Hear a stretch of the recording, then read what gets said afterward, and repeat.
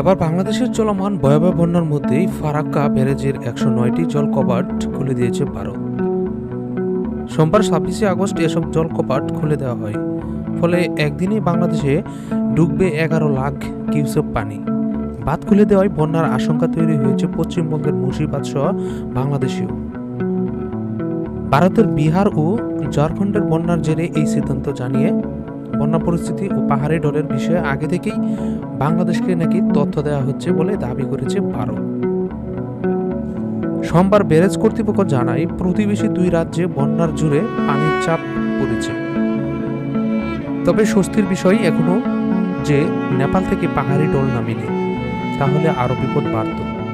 Farakka barrage এলাকায় পানি বিপদসীমা ৭৭.৩৮ metre উপর দিয়ে বইতে থাকায় বাধ্য হয়ে এই জলকপ খুলতে হয় ভারতকে। সেক্ষেত্রে ফিডার ক্যানেলেও পানির পরিমাণ বাড়ানো হয়েছে। ফারাক্কা ব্যারেজের জেনারেল ম্যানেজারের আরও দেশপান্ডে বলেন, ফারাক্কা ব্যারেজের কর্তৃপক্ষ সবসময় অ্যালার্ট রয়েছে, প্রতি মুহূর্তে নজর রাখা হচ্ছে। খুব কম সময়ের মধ্যে যেভাবে পানির চাপ তৈরি হয়েছে তাতে ১০৯টি জলকপাটের সবটি খুলে না দিলেও ব্যারেজের উপর বড় চাপ তৈরি হচ্ছিল। এ কারণেই সেই পাটটি খোলা হয়েছে। এর ফলে বড় ক্ষতি হয়ে যেতে পারত, বিশাল ধরনের ক্ষতি হওয়ার সম্ভাবনা ছিল। তাই এই ১০৯ জলকপাটটি খুলতে বাধ্য হয় ভারত।